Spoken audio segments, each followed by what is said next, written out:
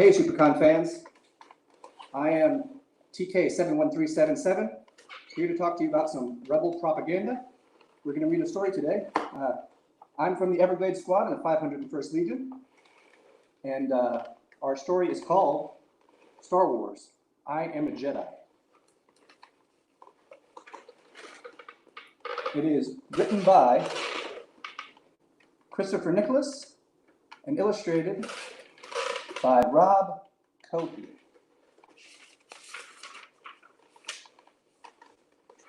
I am a Jedi. I'm a guardian who fights for peace and justice.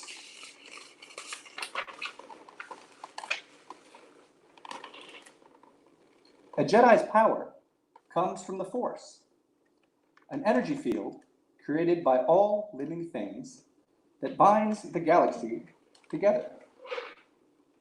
A Jedi can use the Force to levitate objects, leap far, run fast, jump high.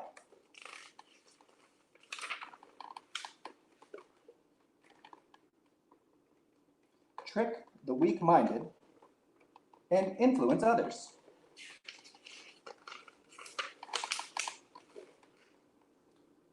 A Jedi wears a hooded cloak. Some Jedi are big. Some Jedi are small. Size matters not.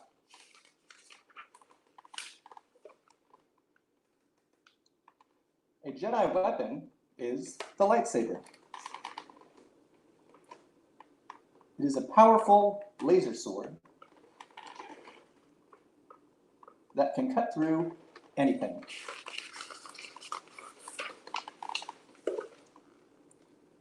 A young Jedi in training is called a Padawan.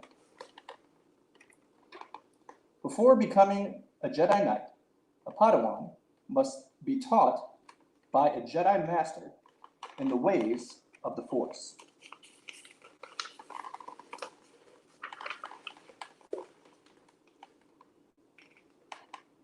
A Jedi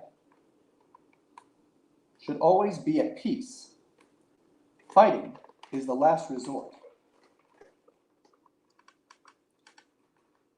Hate and fear can lead a Jedi down the path to the dark side of the Force.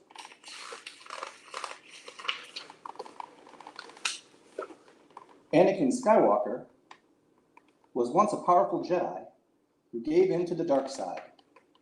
He became Darth Vader, Lord of the Sith.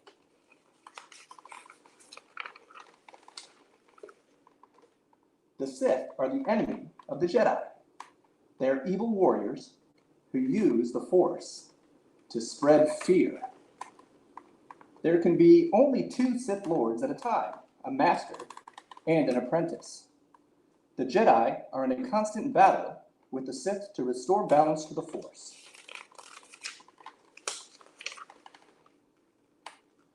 Would you like to be a Jedi? I certainly hope not. The end. Thanks for listening, everybody.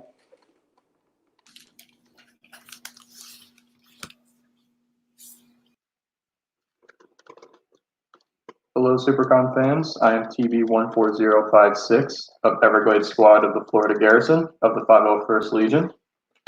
Today, we'll be reading Ewoks Join the Fight by Brooke Dworkin and illustrated by Pilot Studios.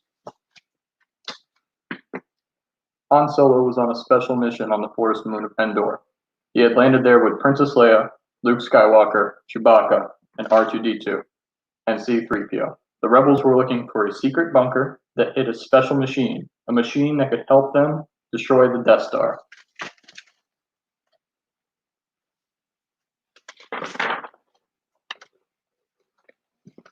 As the rebels snuck through the forest, they spotted two biker scouts, like me.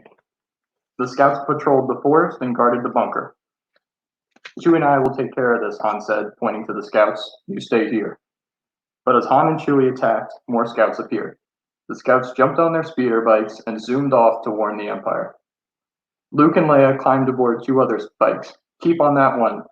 I'll take these two, Luke called, and sped away after the scouts.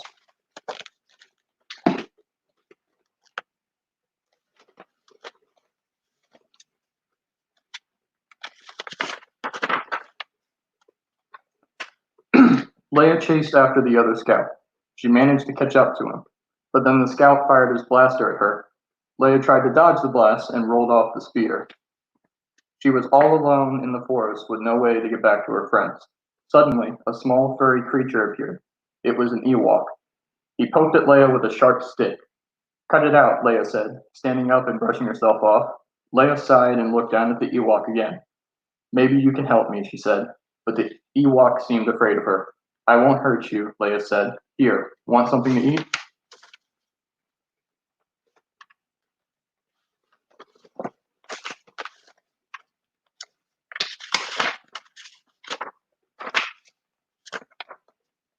The Ewok was just getting comfortable with Leia when a biker scout appeared behind him. The Ewok quickly hid behind a log. "Freeze," the scout said. Using a large stick, the hidden Ewok hit the trooper. Together, Leia and the Ewok disarmed the scout. "Come on, let's get out of here," Leia said. The Ewok took Leia's hand and led her toward his village. Meanwhile, Luke and his friends searched the forest for Leia, but all they found was a wrecked speeder bike and Princess Leia's helmet. While they were still looking for Leia, a group of Ewoks found them. The Ewoks did not seem happy about the stranger in their woods. The Ewoks tied up the rebels and took them to their village.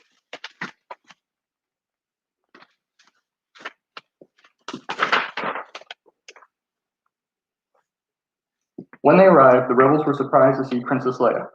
Leia tried to tell the Ewoks that Han, Luke, and Chewie were her friends, but they did not listen.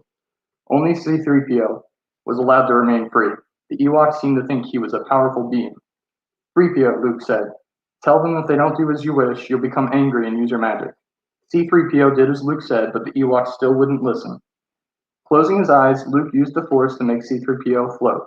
The Ewoks were amazed. Now they knew the droid was powerful. They quickly did as he said and untied his friends.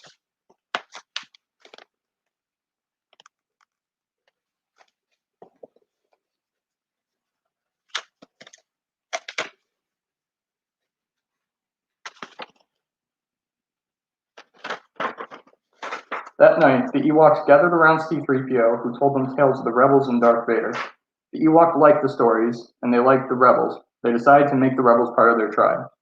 One of the Ewoks jumped up and began to hug Han. As he did so, he jabbered away, but Han couldn't understand what he was saying.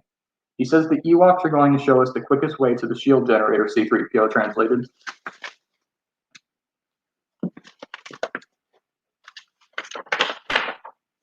The next morning, when the rebels and the Ewoks set out for the hidden bunker, Luke did not go alone.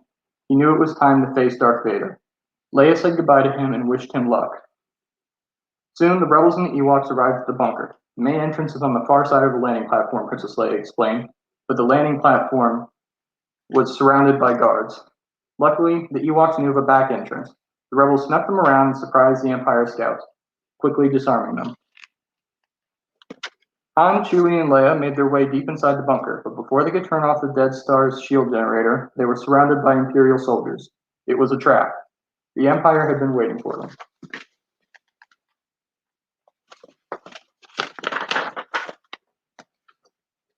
From their hiding places in the forest, the Ewoks watched as Imperial stormtroopers and scouts marched Han, Leia, and Chewie back out of the bunker. The Ewoks knew they had to help their friends. Along with C-3PO, the Ewoks distracted the soldiers, drawing them away from Leia, Han, and Chewie. The Ewoks knew just what to do. They threw rocks at the stormtroopers, they destroyed the Empire's machines, and they tripped the scouts and tied them up.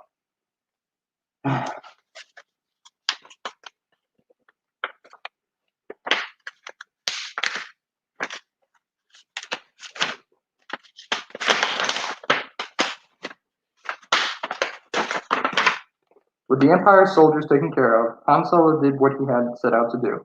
He blew up the bunker. The Death Star was no longer protected. Thanks to the Ewoks, the rebels could destroy the Death Star and defeat the Empire once and for all, unfortunately. The end.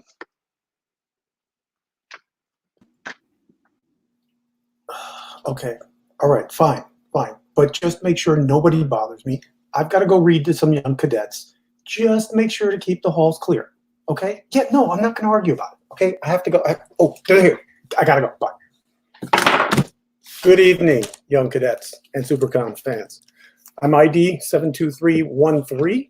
of the Everglades Squad from the Florida garrison of the 501st Legion. And I'm here in my office in the Death Star, preparing to read a simple story to you, but a good one and a favorite one of mine. It's a Secret of the Dark Side. Has all the bad guys, well, the good guys. And it's written by Matt Jones. So, without further ado, the Force. The Force is a great power. It has a light side and a dark side. The light side is used for good. Yeah. The dark side is used for evil. Luke Skywalker's a Jedi. We heard about those guys earlier. He uses the light side. Darth Vader's a Sith. He uses the dark side. Darth Sidious. Darth Sidious leads the Sith. He does not like the Jedi. He wants to control the galaxy. He's a mean-looking one. Armored troops. The Siths have many troops. They wear different armor. They can fight in the snow, the sand, and water. So these are some of the troops we have. You've heard from a couple of them. Personally, I think the Snowtrooper is the coolest one. Darth Maul. Darth Maul is a scary Sith. He's from the planet Dathomir. Maul has horns on his head, and he has a special lightsaber with 2 red blades. He's a really good fighter, too. Count Dooku. Count Dooku was once a Jedi. Now he's joined the Sith. The Jedi want to find him. He escapes from the Jedi on his speeder bike. Asajj Ventress. Asajj Ventress is a strong Sith. She uses 2 red lightsabers. She tries to defeat Anakin Skywalker in battle.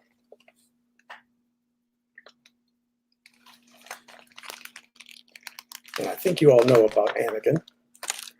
Speedy vehicles. The Sith and their troops have lots of vehicles. They can battle in space, in the air, or on the ground. So here you've got a TIE Interceptor. You've got an AT-AT. And hey, look, there's me flying on the Star Destroyer. Darth Vader. The powerful Darth Vader was once hurt in battle. Now he has to wear a suit of armor to protect his body.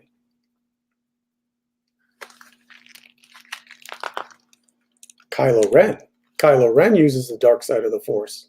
Kylo wants to rule the galaxy. Rey uses the light side of the Force. Can Rey stop Kylo Ren? I don't know.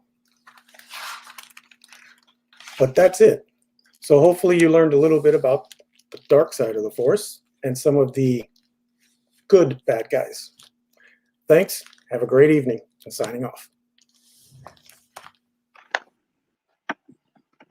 Hi, everyone. My name is Eric, TB14056 of Everglades Squad of the Florida Garrison. Just read that story, Ewok joins the fight, and now we'll transition into a panel, so just bear with me as I get that pulled up for us.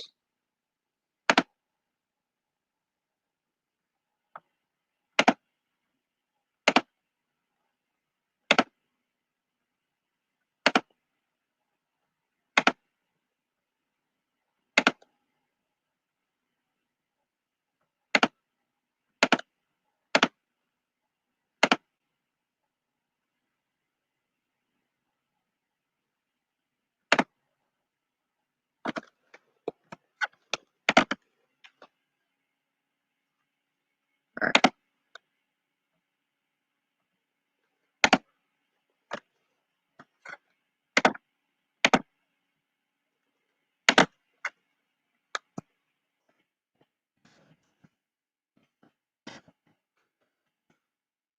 That's the audio. Bear with me once more, just a few more moments.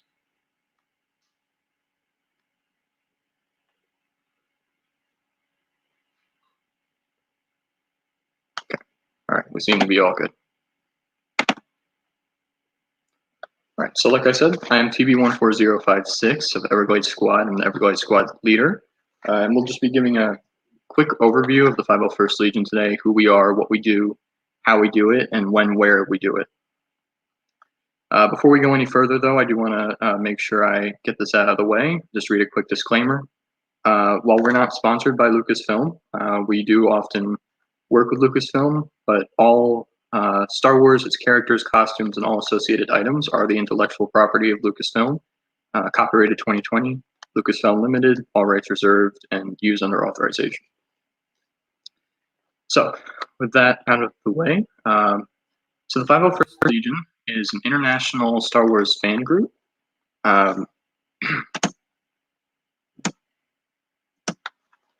We are a Star Wars costuming club. Originally, we were founded in 1997 as a 501 Category 7 nonprofit social club. We are international, as we'll talk about in more detail later. The 501st has members in about 68 countries as of 2020. It was founded in 1997 by one Albin Johnson in, I believe it was one of the Carolinas, and it's escaping me at the moment. Albin Johnson's originally started the organization to band together Star Wars fans in expressing their love for the franchise in the way of costuming under one flag. And since then, it has grown to about 14,000 members, and again, 68 countries. And we specifically costume with the antagonists and denizens of the Star Wars galaxy. So if you have to ask yourself, is this a good guy or bad guy? It's probably under the umbrella of the 501st Legion. We do have a sister organization named the Rebel Legion that deals with all the protagonists, the heroes of the Star Wars galaxy. But as far as the 501st Legion is concerned, to have a qualifying costume, it has to be a bad guy, where the bad guy is doing good. And like I said earlier, we're not sponsored by Lucasfilm, but we do often work with them for select marketing events. We'll do sports games with their approval. We have been known to troop the movie premieres, both the red carpet premieres and also at cinemas across the country, across the world for that matter. And we have also trooped, specifically the Florida Garrison, has done the Star Wars rival runs, runs put out every year by Disney, in Disney World, Hollywood Studios, and actually across all the parks. So we have a pretty good relationship with Lucasfilm that we value, and that is, as of most recently, even led to some of our members making it into The Mandalorian as extra Stormtroopers when they fell short on extras. So that's what the 501st Legion is. At the end of the day, in a sentence, we're just a group of volunteers that really love Star Wars, love costuming, and go out to the communities and express that. And we'll talk a little more about that later on in the presentation. So who we are, like I just finished saying, we're all volunteers. None of us are paid, not the leadership, not the membership. So leadership, we do have leadership positions that organize our events. We have people that are liaisons with Lucasfilm directly. We have people that organize merchandise for the Legion. And all of our local chapters, units have their own leadership to best service the community. And it's free to all. The Legion does not charge for membership. That's one of the questions we get in recruitment. And then also for events, we never charge for any of our events. Sometimes if it's a private event, we'll encourage a donation to a charity of the event organizer's choosing. But otherwise, anyone can request an event. Our membership, we do have 18 plus, but like the Rebel Legion, we do have another sister organization called the Galactic Academy for anyone under 18. We'll get into a bit later what being in the 501st Legion takes in the way of costume requirements, but the Galactic Academy specifically is just an all-inclusive organization for children, oftentimes even children of members of the 501st Legion, that don't really abide by any screen-accurate costumes, but actually, as you can even see in this picture, often troop alongside with us. This particular picture is from MegaCon 2019 in Orlando, and this is Not everyone, but it's a good-sized group of the Florida garrison. There are about 563 members, and this was one of the booth we had at MegaCon during that year. As you can see in the background, we're also some of us are avid prop builders. I can't speak for myself in that capacity, but I really do admire their creativity. Anyway, moving on, talked about Galactic Academy. So in addition to being 18, all Legion members are required to have a minimum of 1 approved costume. Now I say minimum because, like myself, after you get one, it can be like a bug, and maybe you get one and you start working on another. Personally, I do the Scout Trooper. I have a New Hope Stormtrooper, specifically the stunt version, as opposed to the suits of armor that Luke and Han wear, which are referred to as the hero version. And then I also have a Return of the Jedi Boba Fett and a Return of the Jedi Royal Guard. So I think the majority of my costumes are pretty minimal screen time, at least half of them. I guess Boba Fett, you could probably make an argument for there as well, at least in Return of the Jedi. But anyways, to be a member of the 501st Legion, you have to have at least 1. And by approved, we just mean that, we'll get into a little more in detail, but we have costume reference libraries, which are collections of information and photo references, screen used if available for that costume, that we build these costumes to, or commission vendors to make according to those specifications. And then as a third requirement, members are required to be active. And that's usually the easiest requirement, at least in my opinion, because once you put on one of these costumes to go out to the community, it's hard to take it off. Even when we're all inside because of the pandemic, we're finding ways to get out in the public, reach the public in costume from the safety of our homes. So, but anyways, without further ado, the activity requirements are broken down into 3 statuses. To remain active, all you have to do is attend 1 official Legion event, troop in costume per year. For there, you also have reserve and retired. Reserve refers to troopers that may not have attended a troop in costume, but may have hosted what are called armor parties or other squad social events, or have supported the squad in some other capacity, but then yet again did not troop. And to move from reserve to active, it's just a matter of doing that troop.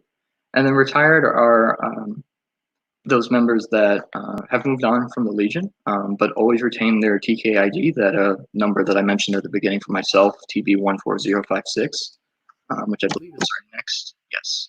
So to explain that a bit more, the TK ID is started out, I believe, as a 3-number combination of prefixes and numbers. It's usually 2 letters followed by a set of numbers, and the prefix denotes the costume. So for Scout Troopers, it's TB, whereas Royal Guard is TR, whereas TK, refers to a Stormtrooper.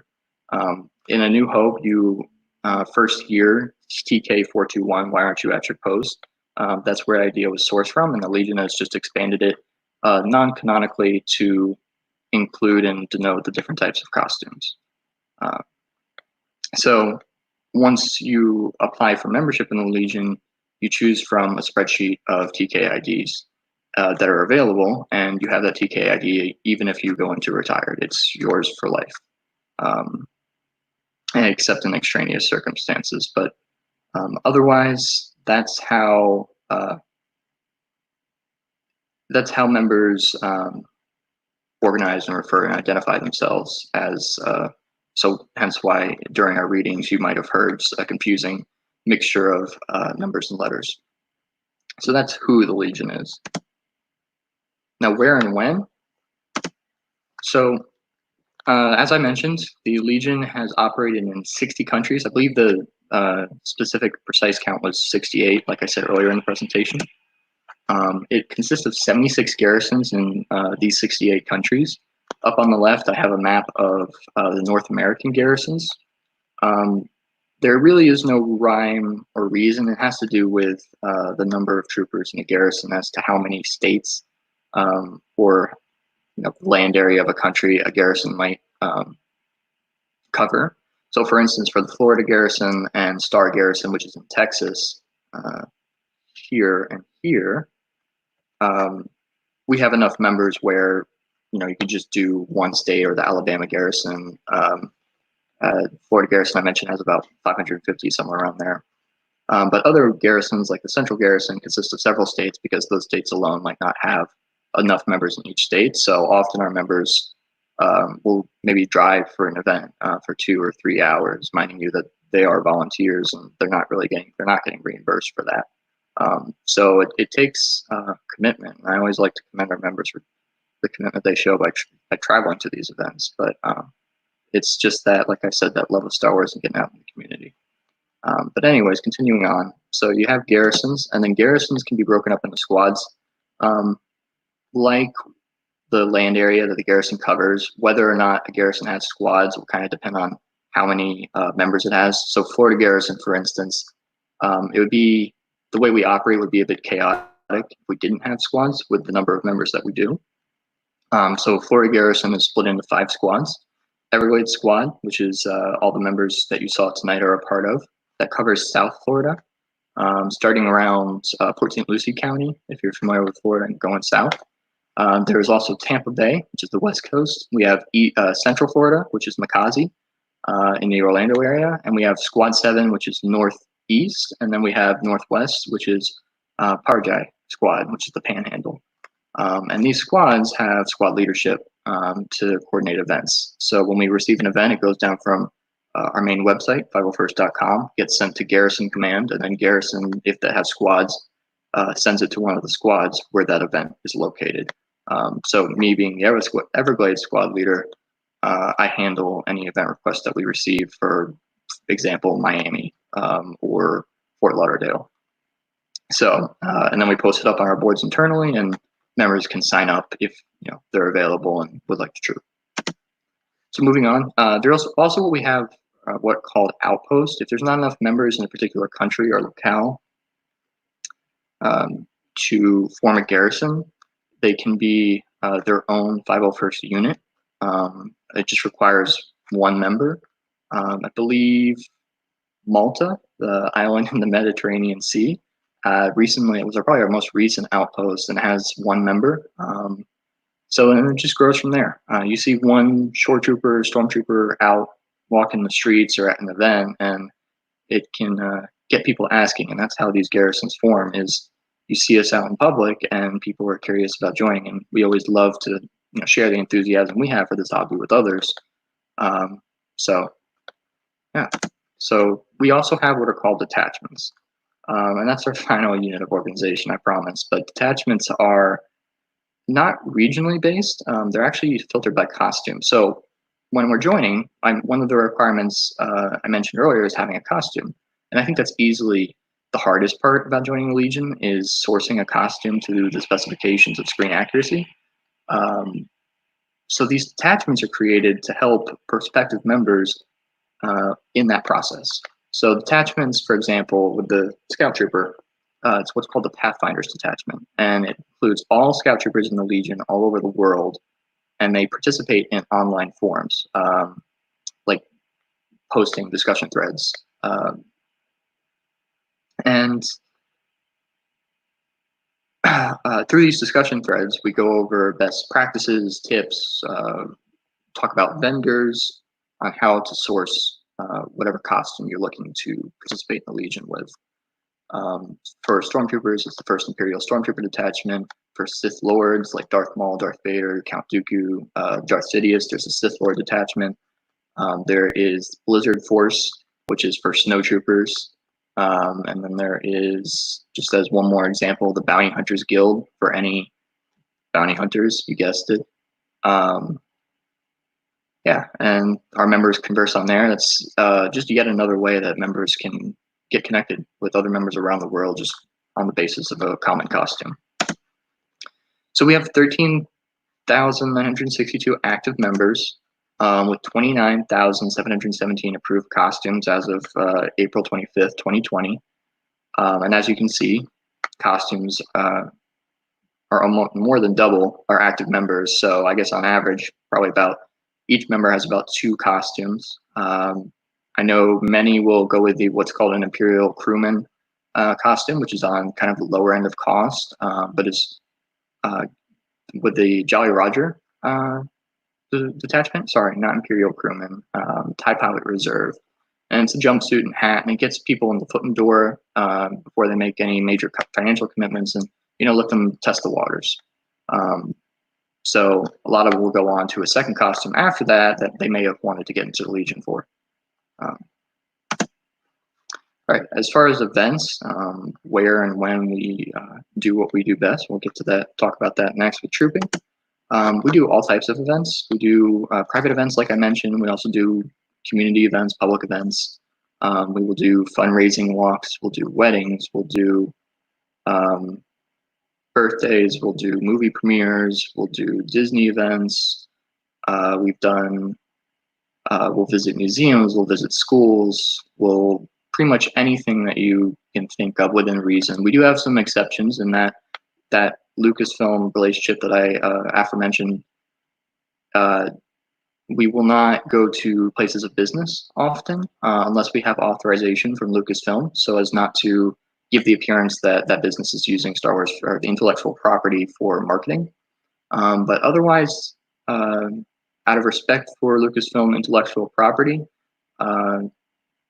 we just, all proprietary rights remain with them. So, but outside of that, it's really any event that you can think of. So the request process, as I kind of alluded to earlier, is our main 501st website, 501st.com. Event organizers will go to that website, navigate to request an appearance. It's in the drop-down menu on our website, fairly easy to find. And they'll just fill out the form, and it gets submitted, goes down to the garrison, wherever the event's located, depending on the address submitted. And again, from the garrison level, if it has squads, it'll assign it to a squad, but if not, it'll just go up on the boards. And the internal boards will post an event. I think it says on the request form, it's about 2 to 3 months in advance. We prefer to receive the request. And then the boards, it'll stay up for about a month. And troopers will sign up as they please if they're available, if the event's close to them. But that doesn't necessarily stop some members from driving across the state. But whatever the case, from there, we'll then get in contact with the event organizer, let them know how many people have signed up, and we'll fulfill the event request. So, like I mentioned earlier in the presentation, all of our events are free. We never charge anything. We'll sometimes try to, we'll ask for a donation, but it's not compulsory. It's completely optional to the event organizer if it's a private event. And oftentimes that leads to us indirectly with our presence contributing to a variety of causes. We've gotten donations to Wounded Warriors, Canine Heroes, which I believe is a Florida regional charity. I'm not sure that that's national. But whatever the case, I think the one that we default to is usually Make-A-Wish. We have a Make-A-Wish endowment fund that we contribute all our donations to if we receive any to the 501st directly. And I do know that they just wrapped up a initiative to fund the Make-A-Wish endowment. We're trying to reach $501,000 by September 2021. We're somewhere around, I think, 300,000 or approaching that number. So if you'd like to check that out, you can find all of this information on our 501st website.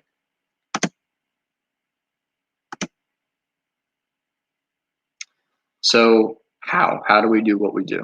Well, as I've been talking about, we costume. So we do all the antagonists and anyone that falls between the cracks of good and bad. Over on the right, this is done by an artist in the Legion, Marietta Ivanova of the Nordic Garrison in Norway. Apologies, Marietta, if you somehow see this and I mispronounced your name. But her artwork here displays all the detachments that I mentioned.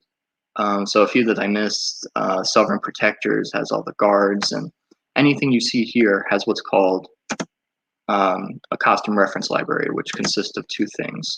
So you have sufficient Lucasfilm references. Typically when we do research on a costume, we're looking for ideally some kind of cinematic medium for references. So be it TV or a movie or video gaming. We'll use other references and supplement to those things, but things like merchandise, like licensed toys, if a figure is only ever seen in Lego or is only ever an action figure, there have been some exceptions when it comes down to the Clone Trooper detachment. We'll take an animated character with an animated style of armor, and we'll translate that costume reference library to what it would really look like, or what's called a realistic version based on a toy. But otherwise, we won't originate a costume reference library based on toy references alone. So it has to appear in some kind of Lucasfilm canon content, be it one of the visual mediums of the cinema and TV shows, or comic books, or some kind of illustration, or even as of recently, I think Star Wars Galaxy's Edge, we had a Mountain Trooper First Order. I can't speak as to whether or not that was supposed to appear in The Rise of Skywalker, but it didn't. It may have never been intended to, but that was one costume reference library that we recently released for that, without any movie appearance. So that being said, what exactly is a costume reference library? Well, it's an online, it's publicly available for any costume. For example, we'll just go with a classic example, the A New Hope Stormtrooper. So an ANHTK will have a costume reference library. You just search that in any internet browser, ANHTK CRL, and probably one of your first results. And what that is, it's pictures and text, and you open it up, and you'll see first a front and back model of whatever costume you're looking at. You'll see all the information, what its name is, where it appears, what detachments it's in, and then you'll have an itemized listing of each piece and what that piece should look like according to whatever references it's based on. And then a member will build that costume if it's a first-time CRL, and they'll submit it to the Legion membership office for a new costume reference library, and that person's pieces, along with the references, will be used for pictures in the costume reference library. So for instance, I'm not it, but if I were to make a Scout Trooper for the first time way back when, those pieces would go into the costume reference library. And beyond that, with each piece, there's a bulleted text, just specifying things like approximate dimensions, colors, if there should be any details on the armor, greeblies, as we call them, or what the strapping should look like. And then there's multiple levels beyond that.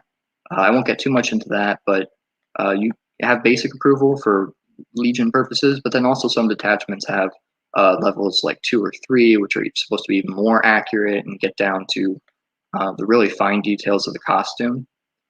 For instance, going back to the Stormtrooper example, there's what's called Expert Infantry, which is level 2, and then there's Centurion, which is level 3. And that is, emulating, once you get to level 3 Centurion, emulating the screen used armor fairly closely, or at least the idealized vision of it. If you go back to A New Hope, a lot of the Stormtrooper armor is actually held together by gaffer's tape. There will be pieces missing. We don't necessarily try and replicate that, a replica. We do what it's supposed to look like, what Lucas envisioned. So construction. The construction process consists of research. I've talked a lot about that already, so I'll just kind of glaze over that. But for any member, they'll go to the CRL, they'll go to the detachment website, they'll start looking at, what are the parts, what do you need, then sourcing. Then they'll start talking with other members, where do we get these parts? The Legion doesn't endorse any one vendor. In fact, a lot of the vendors are members themselves, but that's not by any means required. You can find it anywhere. It doesn't matter where it comes from, as long as it looks like the CRL by the time you're done with it. So sourcing, you just talk with other members. For construction, the detachment websites are invaluable. On those websites, in the discussion boards that I mentioned, there are what are called build threads.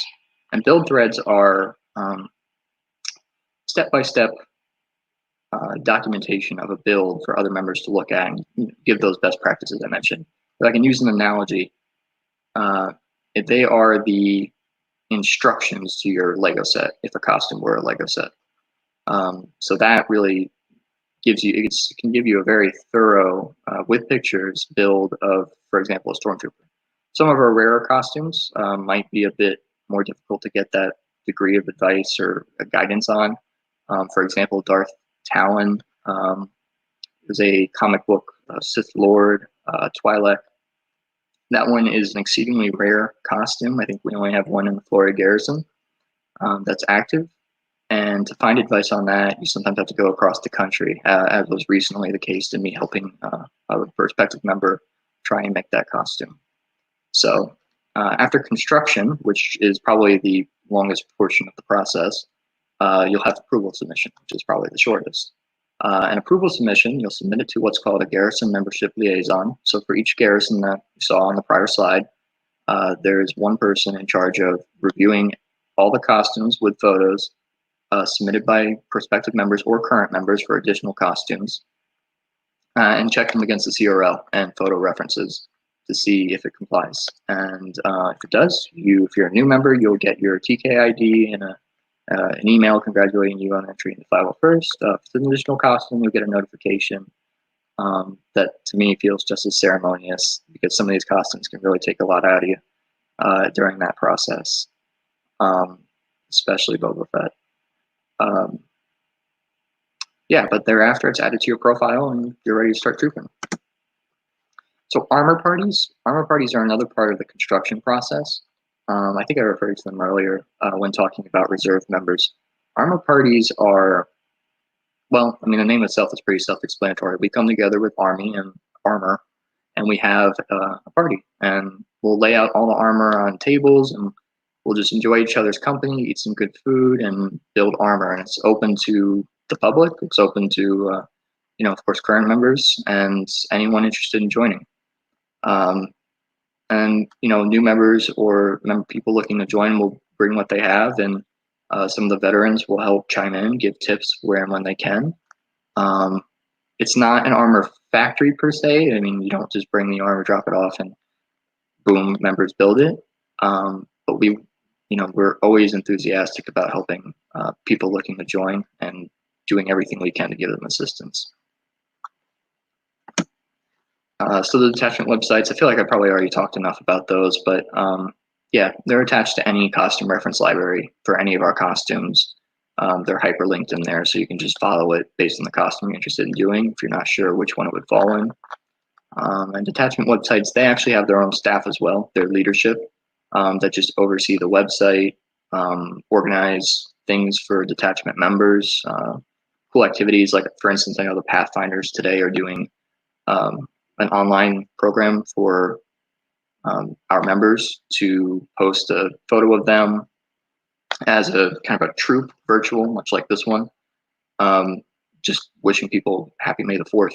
And you get a little badge on the website, and you also get the chance to donate to Make-A-Wish. Our members really value that endowment fund that I mentioned earlier, and we're really pushing trying to build that fund up, because trooping is, that's what we do. But it being out in the public with the current pandemic, it's no longer really accessible or possible or safe. So that being the case, the endowment fund is, kind of been hurt. And so programs like that, the detachments will help out with, try to incur donations, but they also, they are actively involved in helping new members. In fact, when I first started my Stormtrooper, there's no way I would have gotten through the build without the first Imperial Stormtrooper detachment. So trooping. Finally, after all of this is said and done, trooping is pretty straightforward. You just get out there in your costume and you meet and greet people. There's a variety of troops. I mean, we get people, Weird Al and his concert tours, his music has invited the 501st up on the stage. You never really know what kind of request you're going to receive. Being a leader myself, I've even more so than when I was just a member, it's surprising just the variety of event requests that we get. There's always surprises in store when we actually show up. Sometimes it'll be, the changing space is a park restroom, and it's like, and there's nothing wrong with that. But then, we have to improvise. So it's that kind of excitement, thrill, and even afterwards when we're in costume, of course, just there's nothing like seeing a smile on someone's face that otherwise, looking at it purely logically, has no other reason to smile. Someone afflicted with a chronic illness or struggling to make ends meet, or in some cases, it is rare, but garrisons will have a particularly close relationship with a child who passes away, and there have been 501st members of the UK garrison in particular who have participated as pallbearers in the child's funeral at the request of the family. So it has both its cool aspects, like getting up on stage with Weird Al, trooping Star Wars Celebration, but it also has its really profound, meaningful results in that you participate, you touch someone's life so profoundly that you're there until the end. And yeah, it's that kind of communitarian aspect of the 501st that really has me enthralled with it. So finally, why do we troop? Well, I've already kind of gotten into this already. The 501st mission is to promote interest in Star Wars. Alvin Johnson, when he founded the organization, wanted to band together Star Wars fans under a common flag to appreciate Star Wars through costuming. And it has since done that. I mean, when we troop, we inspire a wide age range of people who eventually want to join the 501st Legion, but we've also found that, we are inspiring the future generations of Star Wars, surely not single-handedly, and surely not every time we troop, but there are remote instances wherein we, well, as an anecdote, it's difficult to describe, but when that MegaCon photo actually, a few slides prior, I was trooping there and I met a father who was interested in joining himself.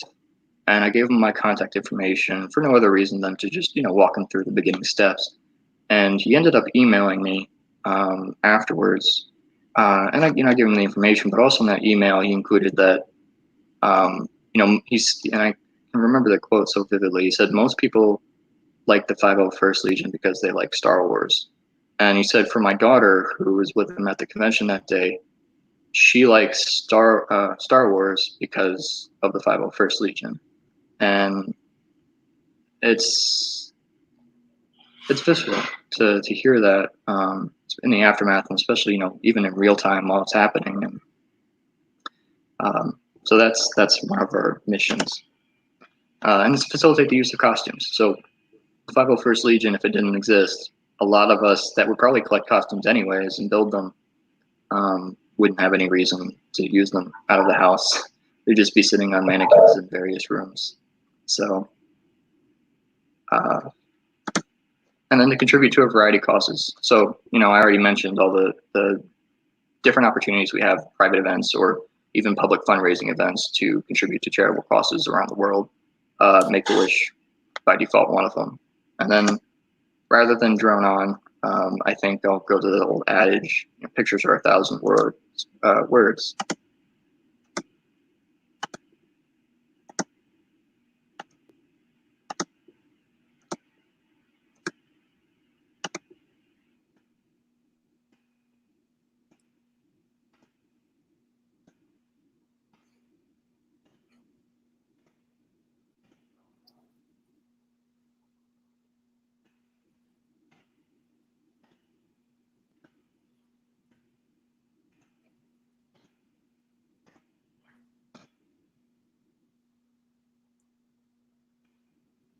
So at this time, I'd like to open it up to questions if there are any.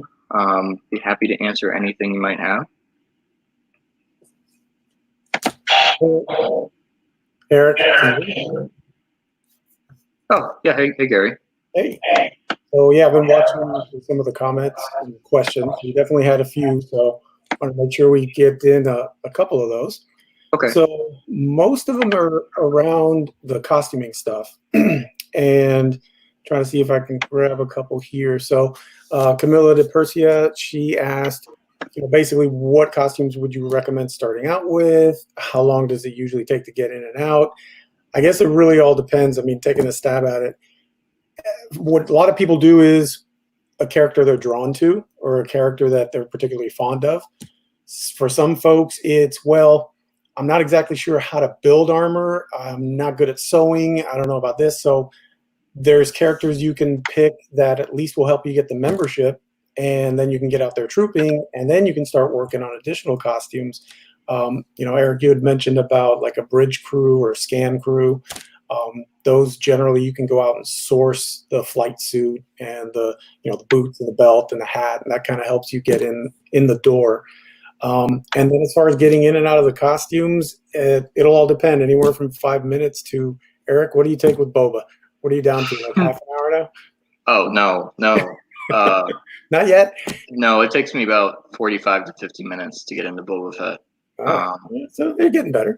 Yeah, it's really, and like Gary's saying, it really varies by costume. We'd be here all night if we tried to go through all the different times for all the costumes we have. But so I think the two extremes are, for a bridge crew, you can wear it even to an event. You don't even have to really change into it, maybe besides putting on the hat. But like Boba Fett, and especially a Stormtrooper, you can't sit down in. Boba Fett, the issue is the jetpack. Stormtrooper is flexibility. So with Boba Fett, I think what's still taking me the most time is putting on the jetpack and the harness and the dozens of layers.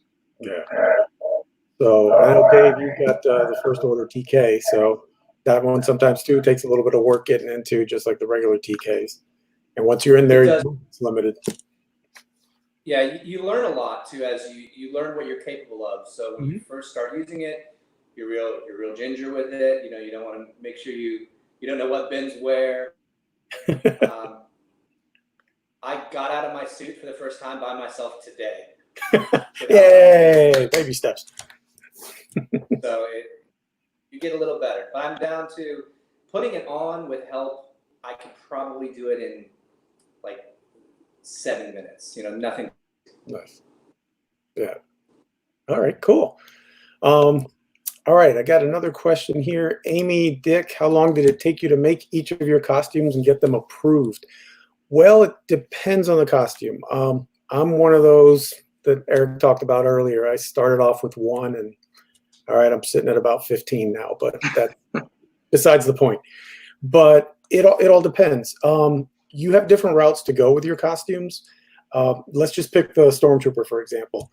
You can go the route of sourcing the armor and getting it, and it comes to you in a kit form, and you basically are responsible for trimming it, sizing it, connecting it all together, painting it, whatever you need to do. If you're good with building stuff, enjoy doing that stuff, that's one way to go. The other one is to do a full commission. There are some companies out there that will go ahead and actually put it together for you, but then that'll be priced accordingly. And then the other one is, a lot of times you can find other members that are selling costumes, and you might be able to find somebody that, hey, they're my exact same size except maybe for shoes. So you have to go source your own shoes. But other than that, the costume's ready to go. And then, of course, if you're good with sewing and working with fabric, you can put costumes together that way. And then as far as getting approved, it's really your build time. There are folks that can snap together a TK in probably 5 days with nothing else going on. We personally took 3 months. There's others that go longer, that some would go less. And then the approval process is, once you submit your pictures, generally about a week or so. The garrison liaisons for the costume reviews will get back to you and let you know. So that's that one. Let me make sure. There's one before that, I think. Yeah. I might mispronounce, but Andres or Andres? Yeah. Andres. When did you know the dark side was for you? I didn't know there was any other option, really. It's the cool side. Yeah, I mean, we look a lot cooler, I think. But we won't say. Yeah. Andres did have another question, though. He goes, how does the process of visiting children in a hospital go?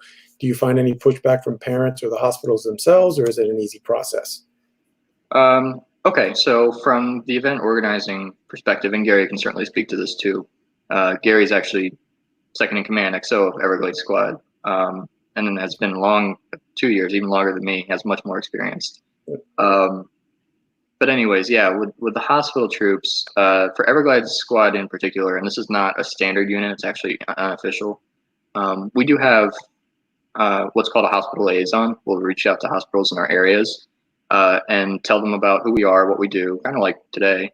And if they're interested, they'll put in an event request, and we go and visit the hospital. Now, as far as parents are concerned, once we get to the hospital, we'll change. We'll go into the pediatric ward and then go room to room. And prior to us going in the room, hospital staff will be with us, of course, the entire time.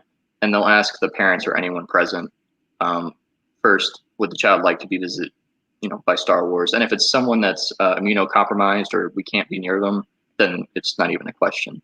But yeah, as long as they consent and they're fine with it, they'll also ask them sometimes, not every time, if they're okay with pictures being taken with the child, and if they're okay with it being posted on squad social media, if that becomes the case. But yeah, otherwise, I have run into a few parents that, two types. One that has no clue what Star Wars is. I've heard Darth Vader be called Superman once he entered the room. And then the other type is parents who just have, kind of a phobia about anything costumes. I've had that with nurses too. And then, yeah, of course, we respect that. We don't want to scare anyone, that's for sure. Yeah, but it's definitely one of the more fun troops, simply because it's, you alluded to before, being able to bring the magic of Star Wars to life and bring that moment of just forgetting all their problems and a little bit of joy to somebody who's had a rough time, putting a smile on a kid's face is just, it's you can't put a price on it, Yeah, with the hospitals, and I'll let Dave chime in as well. But quickly adding, some might say that doing what we do, going to hospitals, it's short term. It really, puts on a smile on their face for a little bit, but it's not a cure for the chronic diseases. It's not, and we don't claim it as much. Really, it doesn't even, in the hospital visits anyways, don't typically generate funds to even research that disease. But what it does do is it treats the symptoms of any chronic disease pediatrically, which is a child confined to what can be a drab hospital environment for their childhood, being robbed of the opportunity to just enjoy it, and thus a memory of a childhood that is tainted, if not for people taking the time to go and visit them in costume, give them something to interrupt what is otherwise a sorrowful memory, and let them enjoy Star Wars. But with that, Dave, did you have anything you wanted to add about hospital troops? Yeah, I do. So the hospital is an animal than regular troops. If you go to a library on Star Wars Day, those kids there know Star Wars, and they're there for that. So when they see you, it's a very high success rate. The chances the kids are going to be real happy, to interact. At the hospitals, you are seeing these kids sometimes on their worst days, and they don't feel good. They're medicated and things like that. So it can be hit and miss, and you can tell pretty quick. But you will connect with one or two children each time you go, and that feeling with those kids is more magical than the rest. I also think too that it's not just for the kids. The parents need that too. Sometimes they really, really appreciate you being there because it's a break for them. Seeing their kids smile makes them smile. It's really important. All right, so quickly getting to the last couple questions. Andres asked another one. Do you wish there was more of a color scheme to play around with in the costumes? Being that the Legion has so many costumes, if someone's looking for a lot of color, you can certainly find that in a lot of bounty hunters.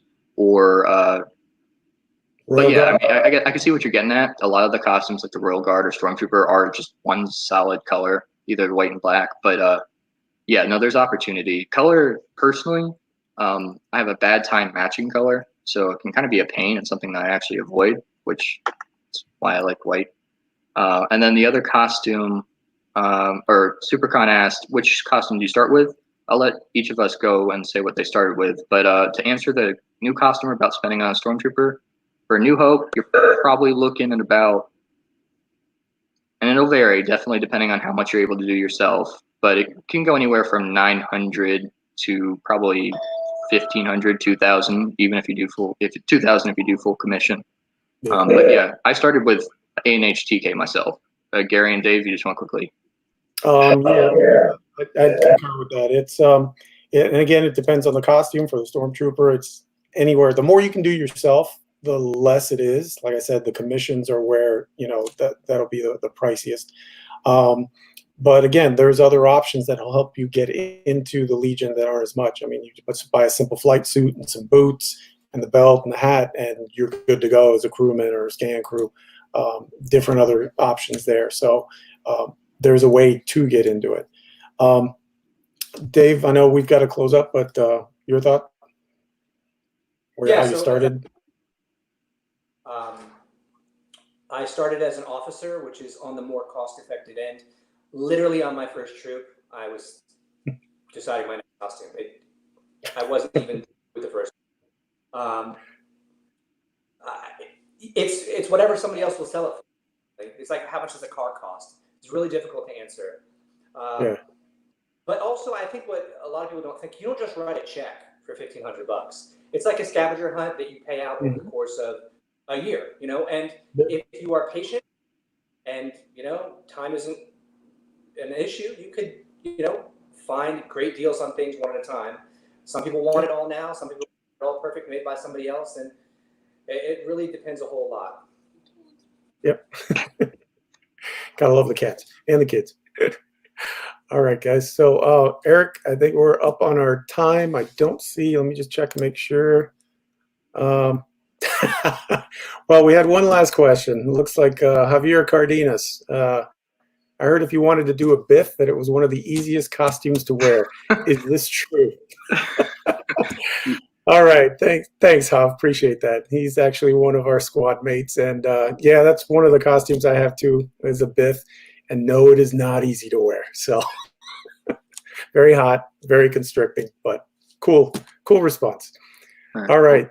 Thank you, guys. So thank you, everybody at Florida Supercon. Thank you, everybody who tuned in. And hope to see you out at Troop Sunday.